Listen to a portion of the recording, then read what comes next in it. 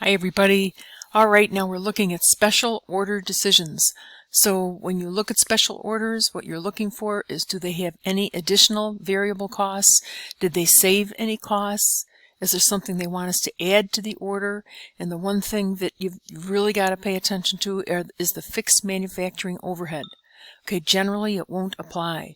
So this company manufactures t-shirts, and it has the following costs at a production level of 100,000 units. So we've got direct materials, direct labor, variable manufacturing overhead, and fixed manufacturing overhead. And what I've done is taken those numbers and divide it by the 100,000 units, so that's $3.20 per unit, 40 cents per unit for direct labor, and variable overhead is 85 cents per unit. Okay, remember these are variable costs, so they vary directly with changes in units.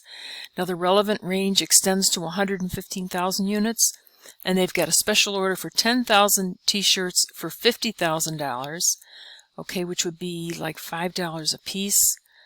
The special order t-shirt would use a fabric that's less expensive, so they're going to be able to save 50 cents per t-shirt. Okay. Does have the excess capacity to manufacture the order, and the fixed costs will not be impacted. So what will happen to income if they accept the special order? So here are our costs: $3.20, 40 cents, and 85 cents. Revenue is going to be $50,000. Direct materials are $3.20 minus 50 cents because the cheaper material times 10,000 shirts is 27,000. Direct labor is 40 cents times 10, or 4,000. Variable overhead, 85 cents times 10,000, 8,500. So our contribution margin, 50,000 minus these costs, gives us 10,500.